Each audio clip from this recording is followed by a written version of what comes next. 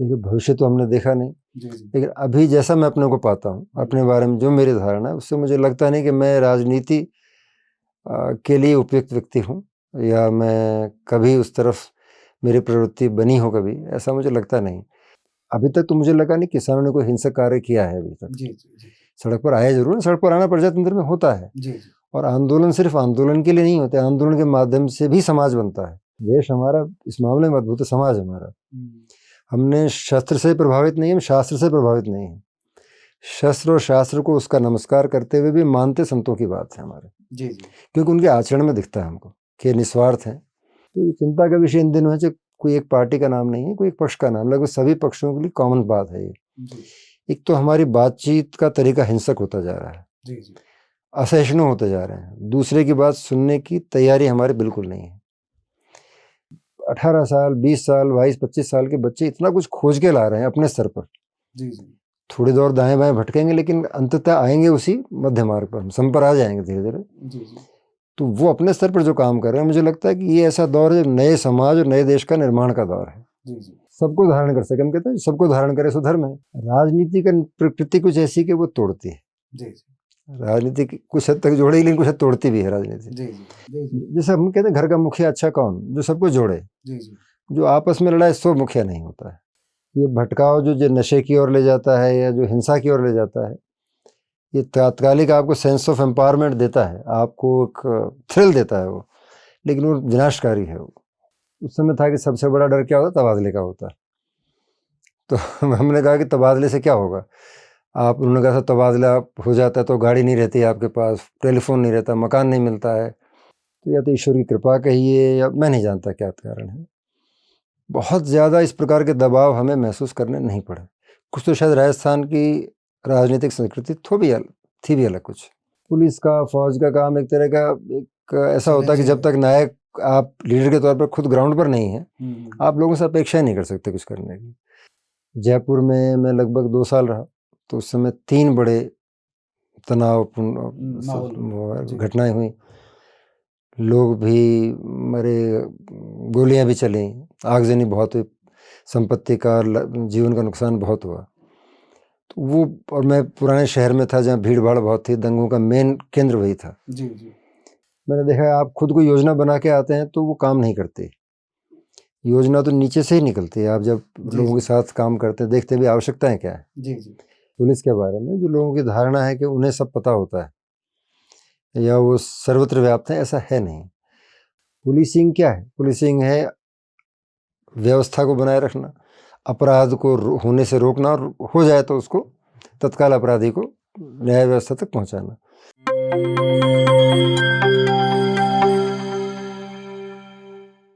नमस्कार, मैं हूं कोमल राव और एनजेपी इंडिया पर आप देख रहे हैं प्रेरक सफर एंड इंस्पायरिंग स्टोरी का 29वां एपिसोड। इस बार के एपिसोड के हमारे नायक बेहद खास हैं। हम बात कर रहे हैं राजस्थान के पूर्व डीजीपी और आरपीएससी के पूर्व चेयरमैन डॉक्टर भूपेंद्र यादव की। डॉक्टर यादव अपनी प्राइमरी स्तर तक की पढ़ाई हरियाणा के रेवाड़ी जिले के अपने ही गांव घड़ी बोलनी से पूरी करते हैं। ग्रामीण परिवेश के बच्चों में तब के जमाने में उच्च शिक्षा पाने की ललक कुछ कम होती थी, लेकिन भूपेंद्र यादव उस दौर में पहले एमबीबीएस की पढ़ाई पूरी करके डॉक्टर बनते हैं और बाद में आईपीएस तक का सफर पूरा करते हैं। सेवा के प्रति समर्पण, नेतृत्व क्षमता और ईमानदारी से राजस्थान के पुलिस महानिदेशक जैसे ऊंचे ओहदे तक पहुंचते हैं। सेवा काल पूरा होने से कुछ समय पूर्व आईपीएस से वीआरएस लेकर doctor Bhupendra Yadav Rajasthan public service commission के चेयरमैन नियुक्त हो जाते हैं। आईपीएस रहते सीबीआई जैसी संस्था में बतौर एसपी भी कुछ वर्ष सेवाएं देते हैं, लेकिन अपनी कर्मभूमि राजस्थान और जन्मभूमि हरियाणा की माटी से मोह बरकरार रहता है। हमारी इस प्रेरक स्टोरी में डॉक्टर यादव का सफरनामा भी है, युवाओं के लिए दी गई उनकी प्रेरणा भी है, और दूसरे शब्दों में कहें तो एक ऐसा साक्षात्कार है जिसमें हम उन्हीं की जुबानी उनकी कहानी सुन पाएंगे। यह कहानी यह साबित करती है कि गाँव में प्रतिभाओं की कमी न पहले थी न आज है, बस दृढ़ इच्छा शक्ति की जरूरत है। एनजेपी ग्रुप के प्रधान संपादक महेश कुमार वैद ने डॉक्टर भूपेंद्र यादव से विस्तार से बात की है। आप इस बातचीत में राजनीति और धर्म, पुलिसिंग, किसान आंदोलन, नेताओं के गिरते भाषा स्तर से लेकर भूपेंद्र यादव के राजनीति में आने जैसे सवालों के जवाब सुन पाएंगे। उनका साक्षात्कार किसान आंदोलन को सही ठहराने वाला है, बढ़ती असहिष्णुता पर चोट करते हुए समाज को दिशा दिखाने वाला है। भूपेंद्र यादव महज एक पूर्व पुलिस अधिकारी या आरपीएससी के पूर्व चेयरमैन नहीं है, वह विचारक हैं, चिंतक है। उनके पास गंभीर विषयों के समाधान का विजन है। सच कहूं तो वह एक ऐसे अध्येता है जो हरियाणा, विशेषकर दक्षिण हरियाणा की वीर भूमि से जुड़ी वीरता के इतिहास को संजोने में जुटे हुए हैं। अलवर, रेवाड़ी में महेंद्रगढ़ सहित पूरे अहिरवाल की संस्कृति को संजोने का प्रयास कर रहे हैं। सादर अभिवादन के साथ अब मैं आपसे विदा लेती हूँ। आइए अब सुनते हैं महेश कुमार वैद्य से हुई डॉक्टर भूपेंद्र यादव की बातचीत। प्यारे दोस्तों, सादर अभिवादन। एनजेपी के मंच पर आज हमारे साथ हैं बहुत ही खास मेहमान, राजस्थान के पूर्व डीजीपी भूपेंद्र यादव। डॉक्टर भी हैं ये, एमबीबीएस के बाद जो है आईपीएस की सर्विस में गए थे, आईपीएस की सर्विस में पहुंचे थे। राजस्थान में वीआरएस लेने के बाद इन्होंने आरपीएससी की भी जिम्मेदारी संभाली, आरपीएससी के चेयरमैन रहे और भी बहुत सारे दायित्व संभाले हैं। सीबीआई में भी रहे हैं काफ़ी समय तक। इन्होंने सेवानिवृत्त अवश्य हो गए हैं ये पुलिस सेवा से, लेकिन जो इनके पास ज्ञान का भंडार है, जो चिंतन है, वह कभी सेवानिवृत्त नहीं होता है। ज्ञान कभी कोई छीन भी नहीं सकता है। इनके पास जो चिंतन है, जो विचार है, ये अब भी अपने क्षेत्र की, इस पूरे बेल्ट की, पूरे दक्षिण हरियाणा की भी और राजस्थान की भी हमेशा चिंता करते रहते हैं। जब भी हमारी बात होती है कभी इसकी चिंता करते रहते हैं कि किस तरह इस क्षेत्र के युवा बुराइयां छोड़ करके, नशे की प्रवृत्ति छोड़ करके किस तरह सकारात्मक चिंतन की ओर आगे बढ़ें, आध्यात्मिक चिंतन की ओर बढ़ें, अपनी जड़ों की ओर लौटें। तो बहुत सारी खूबियां हैं। आज भूपेंद्र यादव जी, आपका स्वागत है एनजेपी के स्टूडियो में, आप आए, बहुत बहुत स्वागत है आपका। तो शुरुआत तो ये करते हैं, आपकी जर्नी गढ़ी बोलनी से शुरू होती है जी। तो किस तरह गढ़ी बोलनी से राजस्थान के डीजीपी तक का सफर हुआ, संक्षिप्त में आपसे ही जानते हैं किस तरह शुरुआत हुई, गढ़ी बोलनी से किस तरह राजस्थान जाना हुआ और किस तरह आईपीएस और उसके बाद डीजीपी तक का सफर, ये थोड़ा सा आप अपने शब्दों में बताएं हमारे दर्शकों को। सबसे पहले तो आप दर्शकों को मेरा नमस्कार। मेरा जन्म 1959 में गढ़ी बोलनी गांव में हुआ। उस समय जैसा आज हम देखते हैं उस तरह तो नहीं था विकसित गांव। खेती बाड़ी कम थी, पानी नहीं था, शिक्षा बहुत ज़्यादा नहीं थी। पिताजी हमारे सीआरपीएफ में थे, वो कांस्टेबल पद पे उन्होंने सीआरपीएफ में ज्वाइन किया 1950 के आसपास। तो प्राइमरी तीसरी क्लास तक हमारी पढ़ाई गांव के पास में बोलनी, दूसरा गांव है हमारे साथ जुड़ा हुआ गढ़ी बोलनी, तो वहाँ तीसरी क्लास तक पढ़ाई। उसके बाद पिताजी की पोस्टिंग अजमेर हुई, वहाँ ग्रुप सेंटर है सीआरपीएफ का। तो ये सब ने मिलकर सोचा कि यहाँ चूँकि शिक्षा उतना नहीं है, विकास, अजमेर जाया जाए, तो हमें अजमेर ले गए। तो 2 साल वो अजमेर हमारे साथ रहे, फिर वो वापस मिज़ोरम नॉर्थ ईस्ट में बाहर ही रहे। पर हमारी माँ और हम चारों भाई बहन, उसके बाद हमारी शिक्षा दीक्षा अजमेर में हुई। गांव आना जाना रहता था, लेकिन गए वहाँ शिक्षा के लिए थे। तो इस तरह जो है वहाँ अजमेर हमारा जाना हुआ। अजमेर स्कूल में थे। स्कूल के बाद उस ज़माने में इतना ज़्यादा अवेयरनेस होती नहीं थी कि आगे करना क्या है। तो इतना ही था कि जो ठीक ठाक लोग होते थे वो साइंस में चले जाएंगे, साइंस में अगर बायोलॉजी में तो आप मेडिसिन चूज़ करेंगे। तो एक फ़्लो था, एक प्रवाह था, उसमें चलते चले गए। मेडिसिन करके जब एमडी हमने ज्वाइन की, तो एमडी करते समय हमें लगा कि नहीं, ये शायद हम इसके लिए या हमारे प्रवृत्ति के लिए कह लीजिए, या जिस प्रकार की अपेक्षा उस प्रोफेशन, हम इंजेक्शन लगाने के लिए नहीं बने हैं वो तो नहीं है, पर ये कहेंगे वो एक अलग प्रोफेशन था और शायद उसके लिए वो जितना उसमें आवश्यकता थी, कह लीजिए कि वो शायद हम में नहीं था, या कुछ ऐसी फीलिंग थी कि शायद ये हमारे लिए उपयुक्त स्थान। तो एमबीबीएस कंप्लीट करने के बाद मन में आया कि यूपीएससी? नहीं, तब तक हमें पता भी नहीं था यूपीएससी क्या होती है। हमने तो एमडी ज्वाइन किया था जनरल मेडिसिन में, और एमडी ज्वाइन करते करते बीच में लगा क्लिनिकल मेडिसिन के लायक हम नहीं है शायद। तो हमारा मन था कि उस समय किसी एकेडमिक उसमें जाएंगे। तो मन हुआ कि कम्युनिटी मेडिसिन पढ़ के गाँव में कहीं जाके काम करेंगे, साथ में शोध वगैरह करेंगे, पठन पाठन करेंगे, यही मन था। कुछ संयोग ऐसे बन गए कि बस हमने रिज़ाइन किया एमडी से, साथ ही कुछ परीक्षाएं दे रहे थे, हमारा भी किसी साथी ने फॉर्म भर दिया, खेल खेल में ही सही। ऐसे ही परीक्षा दी, होते होते हो गया सिलेक्शन। तो फिर लगा अब क्या करना चाहिए। तो पत्नी ने कहा नहीं, एक बार अब सिलेक्शन में ज्वाइन करके देख लीजिए। तो ज्वाइन कर लिया। तो एक बार आए सेवा में तो फिर वो पूरा ही निभ गया वो। तो फिर सेवा जैसा तौर पर होता है इन सेवाओं में, ऑल इंडिया सर्विसेज में। मेरे ख्याल से आईपीएस रहते हुए बीच में 4 साल सीबीआई में रहे आप? जी हाँ, मैं चूंकि हमारी पत्नी राज्य सेवा में थी, लंबा से तो रह नहीं सकते थे वहाँ केंद्र सरकार में, पर ये मन जरूर था एक बार अनुभव करें भारत सरकार क्या है। थोड़ा पत्नी के बारे में भी आप बताइएगा, बच्चों के बारे में बताइएगा जो। तो इसलिए भारत सरकार में सेवा का एक अवसर था सामने, तो हम सीबीआई में चले गए। उन दिनों पंजाब में आतंकवाद का दौर था, बेअंत सिंह जी वहाँ के मुख्यमंत्री थे, उनका असैसिनेशन हुआ था। जी।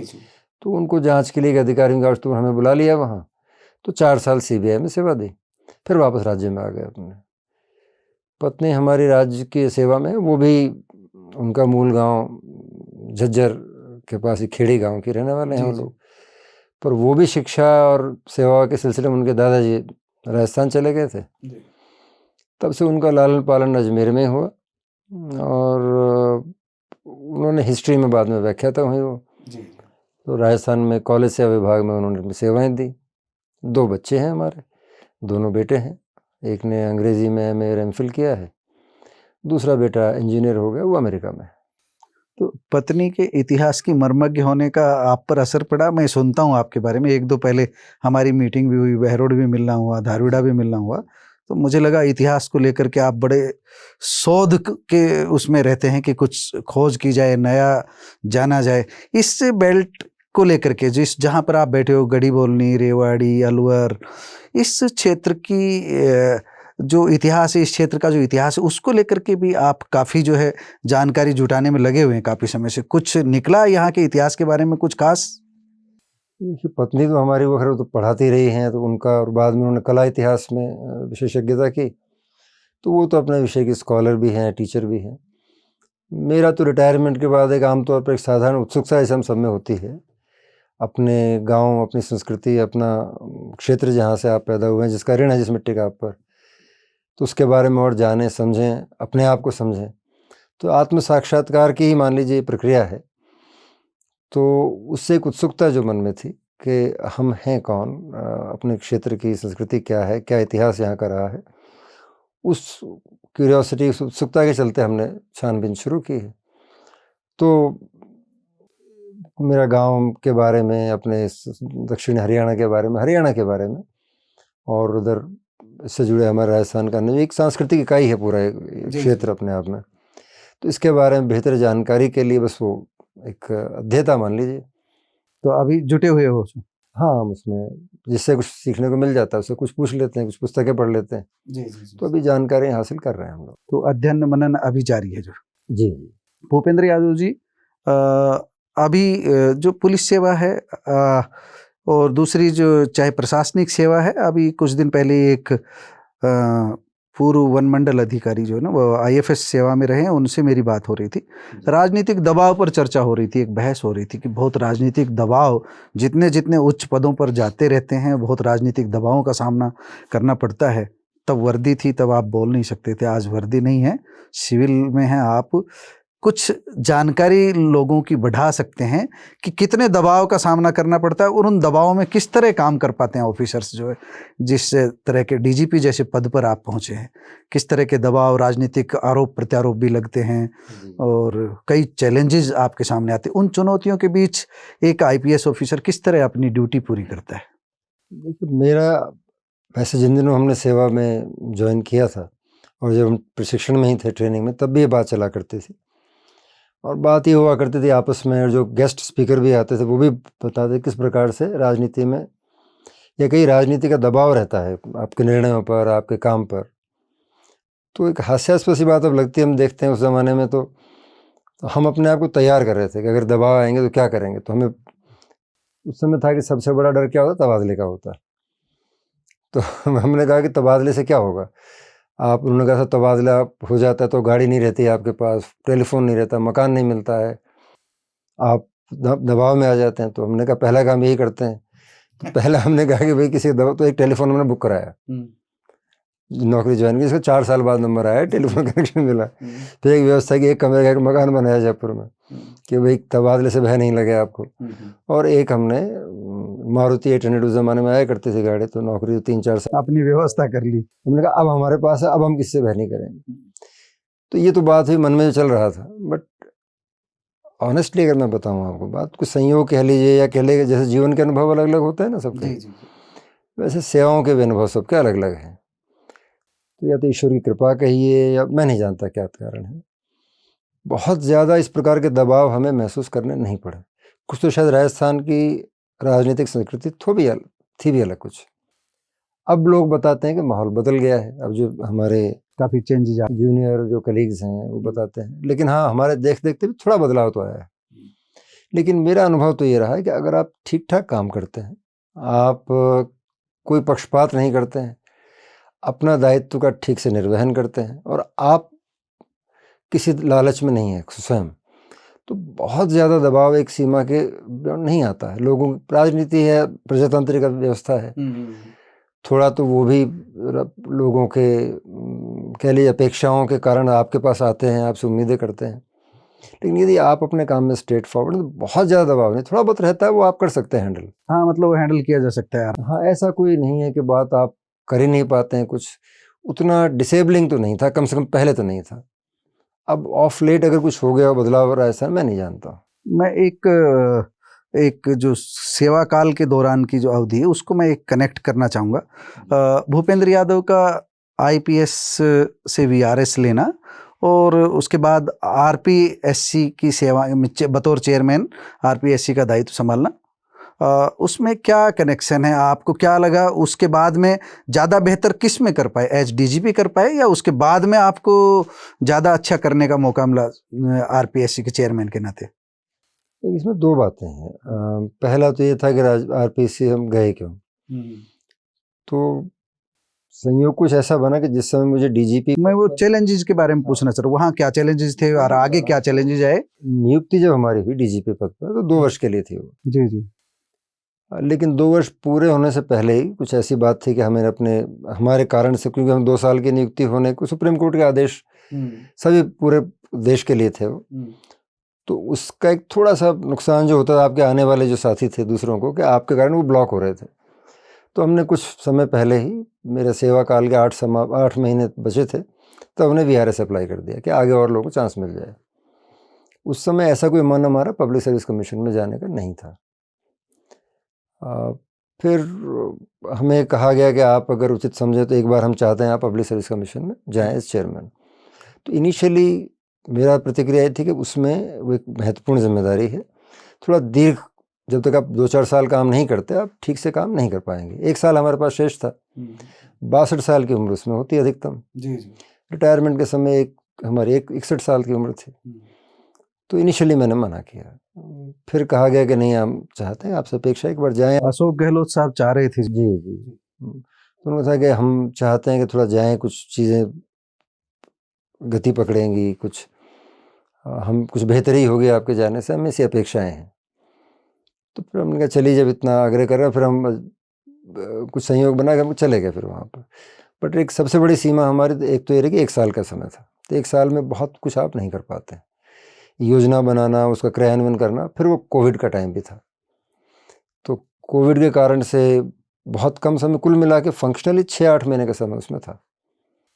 तो जितना हमारी हमसे, क्योंकि यही लोगों की अपेक्षाएं थी, हमारी अपनी इच्छाएं थी, उतना तो हम शायद उसमें नहीं कर पाए। जितना बन पड़ा कि नियमित परीक्षाएं हो जाएं, जो ठीक ठाक से सिस्टम है बनाए कर लें, रिक्रूटमेंट का जो बढ़िया। जी जी। तो अपने जो सामर्थ्य में था, जो बेस्ट पॉसिबल वो तो किया। बट मैं ये नहीं मानता कि मैं बहुत अपने उस कार्यकाल से जो अपेक्षाएं मेरी थी या जो बहुत संतुष्टि मिली हो, ऐसा मैं नहीं मानता हूँ। आपने कोविड का जिक्र किया तो मुझे एक बात याद आ गई, शायद झुंझुनू की घटना है। डीजीपी भूपेंद्र यादव पहुंचते हैं और वहाँ गाड़ी रुकती है, एक एक्स सर्विसमैन ड्यूटी कर रहे थे और डीजीपी राजस्थान उसको सैल्यूट करते हैं। वो क्या वाकया था, वो थोड़ा सा बताएं आप। नहीं, कुछ इस तरह की घटना है। देखिए, जब कोविड का आपको ध्यान हो, प्रथम जो चरण था कोविड का, जी जी, उसमें किसी को पता नहीं था कि बीमारी क्या है, और एक अज्ञात भय सबके मनों में था, पब्लिक में भी था, हमारे जवानों तक में बहुत भय था। तो सड़क पर आने में, लोगों के संपर्क में जाने में सब लोग भयभीत थे। क्वारंटाइन सेंटर बने थे जगह जगह पर, जी जी जी। उनमें भी लोग जाने में, मुझे ध्यान है, अब तक भी मैं देखता था कि लोग सेंटर बनाया, उसमें खाना भी फेंक कर दे रहे थे, बहुत बुरी। कोई उनके नज़दीक नहीं जाते थे। हमारे सिपाहियों में भय था कि नगर की भीड़ गलियों में जाते नहीं थे। तो पुलिस का, फौज का काम एक तरह का एक ऐसा होता है कि जब तक नायक आप लीडर के तौर पर खुद ग्राउंड पर नहीं है, आप लोगों से अपेक्षा ही नहीं कर सकते कुछ करने की। तो जगह जगह मैं उचित समझा कि स्वयं जाएं, एक बार अपने जवानों को भी काम के लिए प्रेरित करें। आप जाएंगे तो औरों का भय निकलेगा। उस सिलसिले में हम गए, तो जो लोग भी काम कर रहे थे मेहनत से, उसमें चाहे वॉलंटियर्स हों, पुलिसकर्मी हों, सेवानिवृत्त कर्मचारी हों, तो उनको एक तरह का आभार उनका व्यक्त करना, उनका ग्रेटिट्यूड दिखाना समाज का, जी जी, और उनको प्रोत्साहित करना, ये उद्देश्य था हमारा। तो हमने झुंझुनू में गए तो एक सर्विसमैन अपने यूनिफॉर्म लगा के वो काम वॉलंटियर कर रहे थे। तो एक तरह का जेस्चर था उनके प्रति कि भाई हम पूरे समाज में काफ़ी चर्चा हुई थी उस बात कि हम आपके काम को सैल्यूट करते हैं। तो वो थोड़ा भावुक हो गए उसके बाद वो। तो ऐसी कोई छोटी सी बात है, कोई बहुत ऐसी बड़ी घटना नहीं थी। एक लंबे समय तक पुलिस सेवा में रहे हैं आप, राष्ट्रपति पुलिस पदक भी आपको मिला है। चैलेंज के बारे में मैं जानना चाहूँगा। ऐसा कोई बड़ी रैली मैनेज करना हो या कोई बड़ा ऐसा मॉब हो गया हो, ऐसी कोई बड़ी घटना कि उस समय एक परीक्षा की घड़ी थी और उसमें हम कामयाब हुए, उसमें पास हुए, ऐसी कोई एक दो घटना आपके कार्यकाल की बतौर डीजीपी, बतौर एडीजीपी, बतौर एसपी, वो जो बड़ा चैलेंज था और उससे निपटने में कामयाबी मिली और वो जो सकुशल संपन्न हो गया, वो जो चैलेंज सामने था? ये सबसे जो बड़ी चैलेंजिंग घटनाएं कैरियर की जो मुझे लगती है हमारे थी, एक तो बतौर एएसपी आरंभिक दौर में ही हमने जयपुर में, उस वो दौर था आपको ध्यान हो 89-90 का, जी जी, जब देश में जगह जगह पर सांप्रदायिक तनाव और दंगे जगह जगह हुए।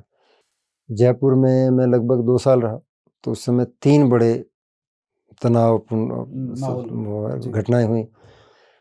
लोग भी मरे, गोलियां भी चली, आगजनी बहुत हुई, संपत्ति का जीवन का नुकसान बहुत हुआ।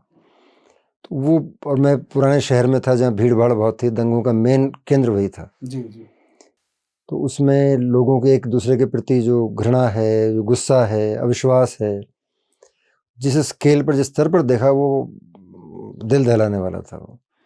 और कितना लोग एक दूसरे के दुश्मन बन गए। जी जी, और किस तरह से र्यूमर्स फैलती हैं आधारहीन बातों पर। तो उनका नियंत्रण, तो उस समय गोलियां भी चली, हमने भी गोलियां चलाई, हमने लोगों के जीवन की रक्षा भी की, खुद भी मुझे ख्याल एक बार चाकू लगा, मुझे लगा एक बार, ये हमारे कॉलर बोन टूटी उस समय। तो वो दौर सबसे मुश्किल दौर मुझे लगा, और खुशी इस बात की थी, बाद में हमने हमारी सीमा में जितना था बेस्ट पॉसिबल किया भी, सांप्रदायिक सद्भाव बनाया। जी बनाया, नियंत्रण किया। अगर आप समय फर्मली टाइम पर एक्शन नहीं लेते हैं तो नुकसान बहुत हो सकता है। जी, बाद में जांच आयोग बने, जांच आयोग ने भी इस बात को एक्नॉलेज किया कि भाई आपने बहुत अच्छा काम किया है। तो एक सर्विस की शुरुआत होती है उस समय, तो अगर आप लोगों की उम्मीदों पर खरा उतरें, आप अपनी उम्मीद पर खरा उतरें, अपने मान्य दंडों पर, तो अच्छा लगता है। एक वो था बाद में बतौर डीजीपी जो हमने वो अभी चर्चा की हमने कोविड की, जी जी, वो भी उस स्केल की ट्रेजेडी भारत में हमने तो कम से कम इससे पहले नहीं देखी थी। और मजदूरों का पलायन, उस समय की मुझे एक घटना याद आ रही। मैं हिसार से जयपुर तक का विजिट किया था उस समय, बाई कार, सन्नाटा था पूरे रोड पर। मैं विशेष रूप से जयपुर में जो गए थे, जो जिनको हम ये समझ लें कि मुस्लिम आबादी, ट्रांसपोर्ट नगर शायद है जयपुर में, जो वहाँ भीड़ थी उस समय, बाकी सब सन्नाटा था। वो लोग, मैं किसी एंगल से उसको नहीं कह रहा, पर वहाँ उनमें कोविड का भय नहीं था जितना जो बाकी जो बस्तियों में जो कोविड का भय था, वो मैंने देखा था। नहीं, वो ट्रांसपोर्ट नगर एरिया, दरअसल एक दिन तो मैं खुद ही पूरे दिन वहाँ निकाला जाके, मैंने खड़े होकर सड़क पे, उसमें सबसे बड़ी भीड़ तो मजदूरों की थी। जो मजदूर, क्योंकि वहाँ वो जो रोड आगे, वही रोड आगरा जाता है, और जो मजदूरों की जो बहुत बड़ी संख्या है, जो पीछे महाराष्ट्र और गुजरात से, कोई सड़क से, कोई ट्रक से, वो तो बहुत भयावह दृश्य था पलायन का, जो है ना, बहुत। में वो एक रैलिंग पॉइंट था, वहाँ से इकट्ठा होकर फिर लोग घाट की गुणी होते हुए आगरा रोड पर जाते थे। तो वो भीड़ का बड़ा कारण वो था, वो स्थानीय आबादी नहीं थी उसमें, ज़्यादा लोग बाहर के लोग थे, पर कुछ वॉलंटियर भी थे जो उनकी मदद कर रहे थे, कोई उनको भोजन दे रहा था, कोई, बट वो ऐसा दौर था, आप उस पर लाठीचार्ज नहीं कर सकते, आप उनको बल प्रयोग नहीं कर सकते, आप संवेदनशील रहना पड़ा, रहना पड़ता। आप समझाते भी हैं, हटाते भी हैं, लेकिन वो भीड़ उस कारण से थी वहाँ। एक जो भी जो है सर्वोच्च पदों पर, उच्च पदों पर पहुंचे हैं, चाहे ऑफिसर बन कर के आए हैं, चाहे वो कोई बहुत ज़्यादा समाज सेवा में चले गए, बहुत ज़्यादा उद्योगपति बन गए बड़े, अपनी जड़ों की ओर लौटते हैं, अपने गांव की ओर लौटते हैं, उस माटी की तरफ लौटते हैं जहां पर जो उनका जन्म हुआ। भूपेंद्र यादव भी गढ़ी गांव में उनका आना जाना रहा है। कोई ऐसा रोड मैप गढ़ी गांव के लिए, इस रेवाड़ी के लिए, इस महेंद्रगढ़ के लिए, इस अहिरवाल के लिए, अलवर के लिए आपके मन में कि क्या आप रिटायरमेंट के बाद इस क्षेत्र को मुझे कुछ देना है, कुछ ऐसा मन में रोड मैप आता है? सुना है लाइब्रेरी वगैरह बनवा रहे हैं, ऐसा मेरी जानकारी में है। हाँ, जैसा मैंने शुरू में कहा आपसे कि एक जब आप युवा होते हैं, तब आप में एडवेंचर का फीलिंग होती है, आप दूर जाना चाहते हैं और जगहों पर नए अनुभव लेने, तो उस समय आपकी ये स्मृतियाँ कहीं पीछे छूट जाती हैं, आपके जहन में भी नहीं आती सामान्य तौर पर बात है, आप कुछ और किसी और स्तर पर होते हैं। जो उम्र बढ़ती है, जो आपके बच्चे होते हैं, आप पिता बनते हैं, आप रिश्ते में बड़े हो, तो आपको खुद को फिर धीरे धीरे अनुभव होने लगता है, आपकी जड़ें दोबारा खींचती हैं आपको अपनी तरफ, आप दोबारा लौटते हैं वहाँ पर, देखते हैं भी हमने शुरुआत कहाँ की थी, और वो आपको ख्याल भी आता है कि एक आपके विकास में कितने लोगों का योगदान है। आपके अपने सगे संबंधी तो हैं ही, जी जी, माता पिता हैं, गुरुजन हैं, लेकिन आपके दादा दादी रहे हैं, आपके पड़ोसी रहे हैं, आपके मित्र थे स्कूल गांव के, आपके प्राथमिक शाला के अध्यापक रहे हैं, तो उन सबको आप मिलकर धन्यवाद दे नहीं पाए, दे भी नहीं सकते, लेकिन आपका मन करता है एक बार कृतज्ञता ज्ञापन का, और आपका कि भी मैं आभारी हूँ आप सबका इन चीज़ों का। तो उसको कैसे लौटाएं अब आप? बहुत से लोग चले गए अब यहाँ से, तो एक ही तरीका है कि आप आने वाले जो लोग हैं, जो आपके बाद अब जो पीढ़ी आ रही है, उनके लिए थोड़ा बहुत अगर आप योगदान दे पाएँ, तो लगता है कुछ हद तक आप ऋण हो पाए वहाँ से। तो ये प्रक्रिया वही होती, तो उसी सिलसिले में हमारा भी आना अब हुआ, तो अब लगा थोड़ा समय भी है हमारे पास, और इस बहाने से हम अपने कुछ ऊर्जा से कुछ दे पाएँ युवाओं को। तो कोई ऐसा रोड मैप प्री प्लान्ड तो नहीं हमने किया, क्योंकि मैंने देखा है आप खुद को योजना बना के आते हैं तो वो काम नहीं करती, योजना तो नीचे से ही निकलती है। आप जब लोगों के साथ काम करते हैं, देखते भी आवश्यकताएं क्या है। जी जी, और अच्छा जो लग रहा है भारत में सामान्य तौर पर भी, अपने क्षेत्र में भी, मैं कहता हूँ युवा ऊर्जा से भरपूर है हम लोग अभी। जी जी, और यह जवान बच्चे बहुत कर रहे हैं काम, यहाँ भी कर रहे हैं और जगह भी कर रहे हैं, आइडिया उनके पास बहुत है। तो प्रयास हमारा ये कि ये एक तो पुस्तकालय बनाने का, अध्ययन केंद्र बनाने का, कि एक तो एक गांव के बच्चे हमारे हैं, एजुकेशन स्किल डेवलप होगी, एक स्थान दिया जाए कि गांव में देखे एक बहुत बड़ी कमी है कि बैठ के कहीं पढ़ने की जगह नहीं होती। तो पेरेंटल जगह थी वहाँ पर? जी हाँ, एक छोटा सा हमारा एक पेरेंटल प्लॉट है जो हमारे में था, तो उसमें हमने कहा एक पुस्तकालय बना दें, वाचनालय बन जाए, बच्चे हों या बुजुर्ग भी हों, कुछ पढ़ना हो बैठ के आके पढ़ें, चर्चा करें, बात करें। उनको यदि हम कुछ मदद कर पाएँ कि निवेशों पर हेल्प कर पाएँ, उनकी गाइड कर पाएँ उन्हें, या कहीं से कुछ और व्यवस्थाएं करके उनको अपने कैरियर के विकास में, आगे अध्ययन में, एक तो काम ये चाहते हैं। दूसरा मुझे लगता है कि हरियाणा पर बहुत कम काम हुआ है, और हरियाणा में अब पिछले कुछ 5-10 साल में हुआ भी है, कुछ पुस्तकें आई भी हैं, लेकिन दक्षिण हरियाणा पे बहुत कम है काम अभी। हमारे यहाँ की कला संस्कृति, यहाँ के इतिहास के बारे में बहुत अन्वेषण हुआ नहीं है, या है भी तो उसका प्रसार नहीं है। तो एक मन में ये भी है कि वहाँ या रेवाड़ी में ऐसा कुछ स्थान चयन करें, कुछ ऐसा काम कर सकें कि जो लोग ऑलरेडी इस क्षेत्र में काम करें उनके साथ ला सकें, ला कर उनकी यदि कुछ उनको एक मंच मिल जाए। जी जी जी, यहाँ की हिस्ट्री पे काम कर रहे हैं, कल्चर पे काम कर रहे हैं, तो सांस्कृतिक समृद्धि को बढ़ाने में काम कर रहे हैं, उनको एक मंच मिल जाए, मिल जाए, और हमारी कुछ हमारी हेल्प इसमें हो सके, सेवा मिल सके उसको, तो प्रयास कर रहे हैं। तो हम पुलिस सेवा से जुड़ी एक जरूरी बात मेरे दिमाग में आ रही है। कई दिन से राजस्थान पुलिस बदनाम हो रही है। किशनगढ़ के पास एक जगह है, छोटा सा किशनगढ़ थाना क्षेत्र, अलवर जिले में गोकशी की मंडी एक सामने आई है इतने दिन से, और वर्दी पर यह आरोप लग रहा है कि जानकारी के बिना नहीं हो सकता, पुलिस के बिना पत्ता भी नहीं हिल सकता जो है। तो ये लंबे समय से चल रहा होगा, अभी आरोप प्रत्यारोप पार्टियों में चल रहे हैं, राजनीतिक दल के स्तर पर चल रहे हैं।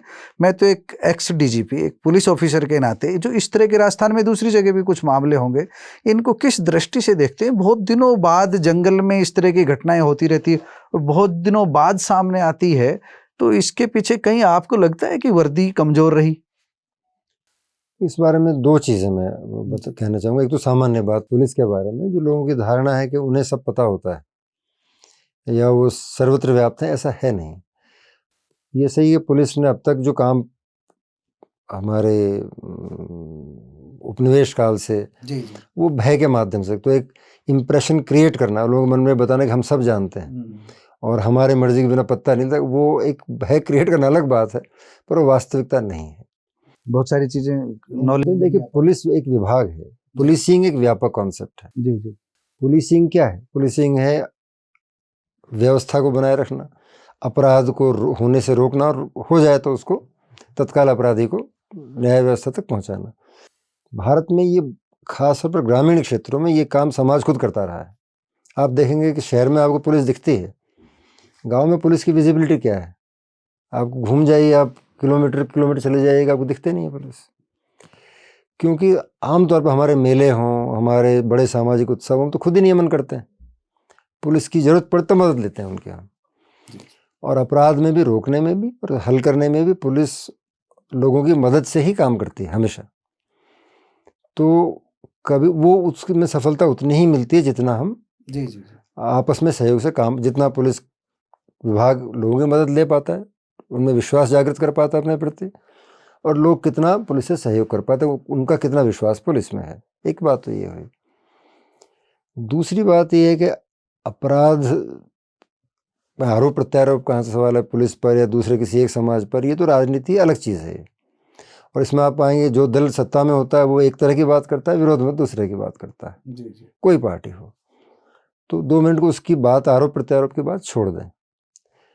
लेकिन जहाँ भी, चाहे खनन हो, अवैध खनन हो, अवैध गौकशी हो, या और जो स्मगलिंग है, हथियारों की स्मगलिंग है, ड्रग्स की स्मगलिंग है, मैं नहीं मानता कोई भी विभाग, पुलिस विभाग या लोग या राजनेता बहुत ज़्यादा चाहते हैं, इनकी इच्छा होगी ये बढ़े। पर जहाँ फाइनेंशियल इंसेंटिव, जहाँ पैसा बहुत इन्वॉल्व हो जाता है, जहाँ बहुत से युवा बेरोजगार हैं, जहाँ अवसर नहीं है, लोग भूख, तो वो अपराध का रास्ता अपनाते ही अपनाते हैं। चाहे शराब की स्मगलिंग हो, मैंने कहा ना, माइनिंग हो, अवैध माइनिंग है, बजरी है, जिस चीज़ को भी रोक, जहाँ से पैसा आ रहा हो यूथ उधर भाग जाता है, भागता है वो। बेरोजगार जो ज्यादा है वो ज्यादा चले जाते तो वो करते हैं, वो संगठित अपराध बन जाता है एक सीमा के आगे जाके। हैं। जी जी। और संगठित अपराध में बड़ी ताकत, उसके पैसे जो है, सब पैसा आता है, बड़ा पैसा आता है, उसमें करप्ट करने की प्रवृत्ति भी होती है। तो साफ साफ ये है कि जो यूथ को अगर सकारात्मक पॉजिटिव दिशा में लेना है तो उसको टाइम पे रोजगार मिले, हाँ, एक व्यवस्था हो, प्लस उन्हें जीवन के लिए, मतलब उनको होके में करना क्या है। अब दिशाहीनता भी होती है कई बार, जी जी जी। लोग एडवेंचर भी सीख करते हैं, फिर एक लाइफस्टाइल की चॉइस भी है। हर एक को मैं देखता हूँ, यहाँ बड़ी गाड़ी चाहिए ना, बहुत तरक्की चाहिए, लाइफस्टाइल चाहिए, इच्छाएं ज्यादा जागृत हो रही जागृत होगी, तो बहुत, ये थोड़ा जटिल विषय है। पर ये बात सही कि पुलिस उतना प्रभावशाली काम नहीं कर पाती अलग। चलिए, तो जटिल को हम थोड़ा सरल करते हैं, जटिल विषय से सरल की ओर। मेरे बहुत सारे आईपीएस आईएएस मित्र रहे जो रिटायरमेंट के बाद अभी राजनीति में प्रयास कर रहे हैं। बहुत सारे नाम हैं, हरियाणा के आप सुन रहे होंगे, राजस्थान के भी आप सुन रहे होंगे। तो भूपेंद्र यादव, डॉक्टर भूपेंद्र यादव, उनका राजनीति के बारे में क्या सोचना है? राजनीति में जाकर के समाज की बेहतरी के लिए और अच्छा किया जा सकता है या सिर्फ समाज सेवा तक सीमित रहकर समाज के लिए किया जा सकता है? कौन सा क्षेत्र अच्छा है? आजकल की व्यवस्था में, खासतौर पर किसी भी प्रजातंत्र में, मैं मानता हूँ राजनीति सबसे बड़ी ये कहिए कि जनसेवा की गतिविधि है, अगर आप ठीक से उसे करें तो। इसमें कोई संदेह नहीं कि आजकल अगर आपको प्रभावशाली ढंग से काम करना है और व्यापक स्तर पे काम करना, तो राजनीति उचित मंच है, दूर नहीं रहा जा सकता राजनीति से। अब राजनीति में किस तरह की राजनीति आप करेंगे, आप चुनाव की राजनीति में जाना चाहेंगे, उसके लिए एक पर्सनैलिटी चाहिए, एक व्यक्तित्व चाहिए, तो आपकी चॉइसेस होती हैं अपने अपने, आप किसके लिए बने हैं। तो यदि आपके पास वो योग्यताएं हैं, उतनी ऊर्जा है, उतनी वृत्ति आपकी है, तो राजनीति बेहतर स्थान है काम करने के लिए, लेकिन हर एक के लिए नहीं बना है वो। समाज भूपेंद्र यादव के पास जितनी ऊर्जा है, डॉक्टर भूपेंद्र यादव के पास उतनी मुझे लगता नहीं, बहुत कम लोगों के पास है। उनके पास चिंतन है, विचार है, क्षेत्र के लिए कुछ कर गुजरने का इरादा है, सब कुछ है। तो क्या हम कभी भविष्य में भूपेंद्र यादव को राजनीति में नहीं देख सकते? देखिए, भविष्य तो हमने देखा नहीं, लेकिन अभी जैसा मैं अपने को पाता हूँ, अपने बारे में जो मेरी धारणा है, उससे मुझे लगता नहीं कि मैं राजनीति के लिए उपयुक्त व्यक्ति हूँ, या मैं कभी उस तरफ मेरी प्रवृत्ति बनी हो कभी, ऐसा मुझे लगता नहीं। रुचि ज़रूर रखता हूँ मैं समझने में कि कहाँ जा रही है, क्या हो रहा है, बट व्यक्तिगत तो मेरे लिए ये क्षेत्र बना ऐसा मुझे नहीं लगता अभी। अभी तात्कालिक बड़ा मुद्दा है, आप चीज़ों को समझते हैं, विचार करते हैं। किसान आंदोलन बहुत बड़े स्तर पर जो चल रहा है, आप देख रहे हैं, किसान सड़क पर बैठे हैं, सड़कों पर बैठे हैं, रास्ता ब्लॉक है, लोगों को आने जाने में परेशानी हो रही है। एक ऐसा पक्ष भी है जो चाहता है कि ये किसानों का तरीका बहुत सही नहीं है, बहुत गलत है, और एक ऐसा पक्ष भी है जो चाहता है किसान तो सही है, सरकार ने रास्ते रोक दिए, उनको दिल्ली आने देना चाहिए। किसान आंदोलन को लेकर आपके पास क्या विचार है, क्या आप सोचते हैं इस समय, क्या इसका प्रॉपर समाधान होना चाहिए? देखिए, मेरा ये मानना है कि आंदोलन चल रहा है तो कोई अकारण नहीं होगा। इसका मतलब लोगों में बेचैनी है, कुछ ज़रूरतें हैं लोगों की, इसीलिए इतनी सारी तकलीफ सह के मुश्किलों में भी लोग आते हैं, अपनी मांग रखते हैं सरकार से। और ये प्रजातंत्र है, मांगों हो सकता है आपको लगता है उनकी मांगें जायज़ हैं, नहीं जायज़ हैं, पर वार्ता बातचीत तो ज़रूरी है। बातचीत क्यों नहीं हो पाई, अब ये कारण तो जो सत्ता में है, जो नहीं है, वही जाने, मुझे नहीं पता। अब दूर से रह के मेरा कमेंट करना अनफेयर है। जी जी। मुझे विश्वास है सरकार अपने स्तर पे कोशिश कर भी रही होगी, संभवतः वो प्रयास पर्याप्त नहीं है, लोगों में विश्वास जागृत नहीं कर पा रहे हैं कि अभी सरकार उनके समस्याओं के हल के लिए सिंसियर है, इसलिए सड़क पर आ रहे हैं। तो यदि ये सड़क पे आए हैं तो किसी न किसी फॉर्म में उनसे एंगेज तो करना ही पड़ेगा, आप उनको मार पीट के तो नहीं भगा सकते। जी जी। तो कोई हल जल्दी निकले। अब उनकी अभी तक तो मुझे लगा नहीं किसानों ने कोई हिंसक कार्य किया है अभी तक। जी जी जी। सड़क पर आए जरूर, सड़क पर आना प्रजातंत्र में होता है। जी जी। और आंदोलन सिर्फ आंदोलन के लिए नहीं होते, आंदोलन के माध्यम से भी समाज बनता है। हमारा सारा देश, भारत की जो कॉन्सेप्ट है, धारणा है, जन आंदोलनों से ही तो निकली है। जी जी। अगर आंदोलन गांधी के नहीं हुए होते या और समय नहीं होते तो हम भारत की धारणा विकसित ही कैसे करते। जी जी। लोग साथ जुड़ते हैं। हम देखेंगे आप, हमारे गीत बनते हैं, हमारे समुदाय, एक हमारी दृष्टि बनती है। जी जी। तो आंदोलन में कोई बुरी चीज़ नहीं है, हिंसक नहीं होना चाहिए। भूपेंद्र यादव जी, आप यहाँ तक पहुँचे, बहुत सारा अध्ययन आपका हुआ है और आपने बहुत सारे संतों को, कवियों को, महापुरुषों को, राजनीतिज्ञों को, उनको पढ़ा है। आपको क्या लगता है इस समय किन लोगों की दृष्टि इस तरह की है जिसको पढ़ना चाहिए आज के यूथ को, जिससे उनको सकारात्मक ऊर्जा मिल सके? आपने भी कुछ को पढ़ा होगा जो आपको अच्छा लगा हो, अपने लेखकों के बारे में या उन पुस्तकों के बारे में आप जिक्र कर सकते हो कि इनको पढ़ना चाहिए आज की युवा पीढ़ी को, जिनसे कुछ युवा पीढ़ी प्रेरणा ले सके। पिछले साल 2 साल में मैंने अपने सेवानिवृत्ति के बाद जितना पढ़ा है, जो थोड़ा बहुत पढ़ पाया हूँ मैं, उसमें जो उसका जो निचोड़ है, वो जो मुझे लगता है, वो एक तो हमारा देश और समाज अद्भुत समाज है। और ये एक सेंस में यूनिक यूँ है कि दुनिया में मुझे नहीं लगता कोई और संस्कृति ऐसी है जो इतनी काव्यात्मक संस्कृति है, जो इतनी रचनात्मक संस्कृति है। हम ऋग्वेद से भी शुरू करें तो मैंने इन दिनों देखे, वेदों का भी थोड़ा कुछ छोटा मोटा अध्ययन करने का प्रयास किया, उपनिषद देखे, फिर हमारे प्राचीन कवि आदिकाल से लेकर अब तक भी हम अपने महाकाव्य देखें, मध्यकालीन संतों की वाणियाँ देखें, नाथ संप्रदाय का साहित्य देखें, जैन का, बौद्धों का, जी जी, मध्यकालीन हमारे भक्ति संतों का देखें, 2-3 चीज़ें आपको सब में कॉमन मिलेंगी। फिर तो मैंने सवाल सही कर लिया, आपने तो सारी चीजें। हाँ नहीं, बताइए। हाँ एक तो मैं देखता हूँ हमारे यहाँ एक बड़ी अद्भुत चीज़ जो निकली कि जीवन, हम ये समाज के निर्माण कवियों ने किया है। जी जी। है ना, ये क्योंकि हम ऋग्वेद कविता ही है और क्या है, वो दृष्टा थे, ये काव्य है। हाँ जी जी काव्य है। और हमने कोशिश की जीवन को, सृष्टि को भी काव्य के रूप में देखने की। जी जी। ये भारत के अलावा आपको कम मिलेगा। पर उसमें एक चीज़ और है कि आप, एक तो सारी सृष्टि के मूल में एक तत्व है, ये हमारे अपनी परंपरा का विश्वास है। जी जी। उस एक की को पाने की इच्छा वही साधना है, उस साधना के पथ अलग अलग, मार्ग अलग अलग है, लेकिन उसमें प्रेम है, उसमें चिंतन है, उसमें ज्ञान की खोज है, और उसमें उसकी कसौटी, लेकिन व्यक्ति का आदर किसका होगा, वो उसका आचरण है। आप कितने बड़े विद्वान, अगर आपका आचरण अच्छा नहीं है तो आप बेकार हैं हमारे लिए, समाज के लिए।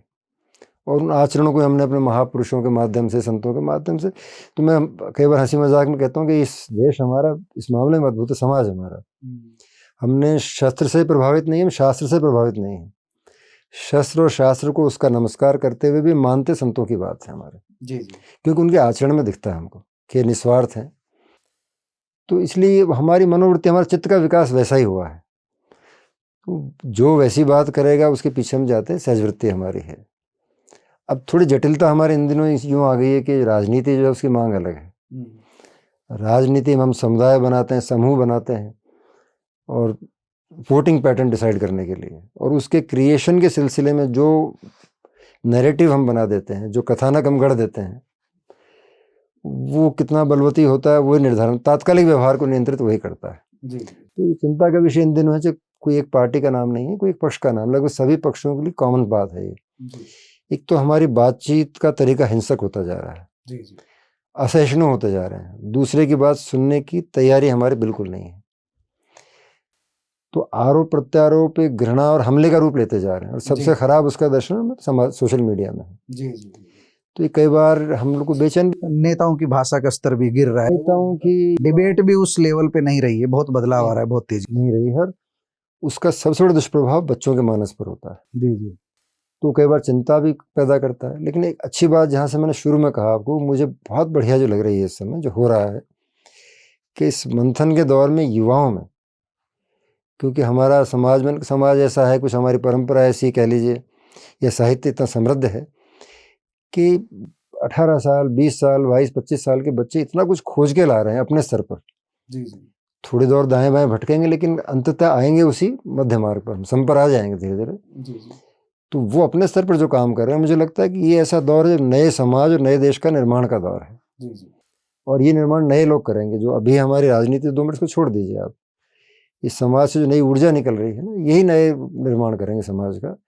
तो वो एक आशान्वित करने वाली चीज़ है। इसीलिए जरूरी है अपनी जड़ों को तलाश। इसलिए मैंने कहा जो हमारी सांस्कृतिक स्वर है हमारा, अगर उसको खोज सकें, उस पर और चर्चा कर सकें, बात कर सकें, तो सबके लिए अच्छा है। आइए अब समापन की ओर बढ़ते हैं। एक उदाहरण दे करके, जैसे पुलिस के सामने भी चैलेंज होता है। अभी जयपुर में जैसे सत्ता परिवर्तन हुआ, उसके बाद में विधायक बने एक भगवा वस्त्रधारी हैं, नाम मुझे ध्यान नहीं आ रहा, वो जाते हैं रेहड़ी पटरी पे, हटवाते हैं, मांस की रेहड़ी हटाओ, ये हटाओ हटाओ। वो खुद जा कर के जो वहाँ खड़े होते हैं, और एक विचित्र सी स्थिति वहाँ पैदा होती है, पुलिस अधिकारी से उनकी बहस होती है। मैं सिर्फ आपसे जो है इसको संक्षिप्त में ये जानना चाहूँगा, धर्म और राजनीति, इसका घालमेल कहाँ तक आप उचित मानते हैं? आप न चाहें, आपकी स्वतंत्रता है। धर्म और राजनीति, इसका जो घालमेल होता जा रहा है, उसको कहाँ तक, कितना उचित मानते हैं, कितना अनुचित मानते हैं? और इसको जो जस्टिफाई करना चाहो तो आप कैसे इसको जस्टिफाई करेंगे? जो देखिए, धर्म, अब 2 चीज़, एक धर्म और एक संप्रदाय है। जी अगर हम धर्म को हमारे परंपरागत रूप में देखें, तो धर्म, हम कहते हैं भी धर्म वो जो धारण करे, जी वो एक वृत्त बनाता है। धर्म क्या है? एक ऐसा वृत्त बनाता है, एक धारणा कर, जो सारे समाज को धारण करता है। धर्म तो व्यक्तिगत चिंतन हो गया। नहीं, व्यक्तिगत चिंतन तो आध्यात्म है, जी जी लेकिन धर्म व्यक्तिगत चिंतन नहीं है। जी जी धर्म तो व्यवहार की चीज़ है, जी जो कर्म की ओर प्रेरित करता है। और कर्म कैसा? जो सबको बांधे, सबको धारण कर सके। हम कहते हैं सबको धारण करे सो धर्म है। तो एक घेरा बनाता है धर्म, कह लीजिए, जो सबको जोड़े रखता है, तोड़ता नहीं है धर्म। जी धर्म जोड़ता है। राजनीति का प्रकृति कुछ ऐसी कि वो तोड़ती है। जी राजनीति कुछ हद तक जोड़ेगी, लेकिन कुछ हद तोड़ती भी है राजनीति। जी तो राजनीति चूंकि सत्ता की खोज है, सत्ता के लिए प्रयास है, तो राजनीति और धर्म का मेल हम लोगों ने बड़ा नीट अलग किया हुआ है। जी हम इसीलिए राजा को भी राजधर्म की याद ऋषि दिलाते हैं, जी राजा भूल जाता है। तो दोनों में घालमेल मेरे ख्याल से तो बहुत उचित नहीं होता। तो निष्कर्ष में माने तो एक सद कर्तव्य जो है एक इंसान के, वही धर्म है, उसकी पालना करे, चाहे वो राजनीति में हो चाहे धर्म। हाँ, जो प्रेम बनाए रखे आपस में, समाज में। जैसे हम कहते हैं घर का मुखिया अच्छा कौन? जो सबको जोड़े, जो आपस में लड़ाई, सो मुखिया नहीं होता है। तो राजनेता भी मैं यही मानता हूँ, सबसे श्रेष्ठ राजनेता वही है जो समाज को जोड़ सके, एक रख सके और एक मार्ग दिखा सके। तो राजनीति भी अच्छी वही होगी। एक अंतिम सवाल, डॉक्टर भूपेंद्र यादव खुद आज के युवाओं के लिए संदेश, क्योंकि युवाओं में प्रवृत्ति राजस्थान की साइड से हरियाणा में भी घुसती जा रही है, नशे की प्रवृत्ति बहुत ज़्यादा सरकारी स्तर पर प्रयास भी हो रहे हैं, लेकिन अभी तक भी हम देखते आ रहे हैं दक्षिण हरियाणा तक भी नशे की प्रवृत्ति बढ़ती आ रही है। तो इस बुराई से युवा दूर रह सकें, ऐसा मैसेज आपने तो पुलिस सेवा में काम किया है लंबे समय तक, क्यों नशे में आ रहे हैं और क्या उनको इससे दूर रहने के लिए क्या उनको करना चाहिए, वो आपका संदेश युवाओं के नाम। देखिए, युवाओं को संदेश, वो कितना एक पुरानी वो है कि बिना पैरों के सिर चलते नहीं हैं, बुजुर्गों की समझदारी से बचिए। तो बुजुर्ग लोग कहने को उनको लगता है बहुत कुछ हम जवानों को कह सकते हैं, दे सकते हैं, लेकिन मुझे लगता है जवान लोग या युवा लोग अपना रास्ता खुद बनाने में सक्षम है, बनाते हैं। कह हम यही सकते हैं बुजुर्ग के तौर पे कि भाई जीवन बहुत सुंदर है, उसमें बहुत प्रेम है, उसमें बहुत करुणा है, ममता है, और खासतौर भारत जैसे समाज में बहुत अच्छा है करने को। ये भटकाव जो नशे की ओर ले जाता है या जो हिंसा की ओर ले जाता है, ये तात्कालिक आपको सेंस ऑफ एम्पावरमेंट देता है, आपको एक थ्रिल देता है वो, लेकिन वो विनाशकारी है वो। तो उससे दूर रह के दूसरा एक थ्रिल जो नशा दूसरा है समाज का, जो मैंने कहा प्रेम का जो नशा है, कुछ करने का है, गुजरने का, तो वो खोज, लेकिन उसके लिए एक माहौल चाहिए, वातावरण चाहिए। तो मैं मानता हूँ हम ही लोग दोषी हैं उसके लिए, युवाओं को नहीं दे पाए होंगे। कुछ हमें प्रयास करना है, कुछ युवाओं को करना है, ताकि एक समाज को एक अच्छा समाज बन पाए, मिलजुल कर बेहतर माहौल मिल सके। जी जी। तो आप अपना समय हमको दिया, आपका बहुत बहुत धन्यवाद भूपेंद्र यादव जी। आप हमारे स्टूडियो में पहुंचे, आपका बहुत बहुत धन्यवाद। बहुत बहुत धन्यवाद सर, आप सभी को बहुत बहुत नमस्कार।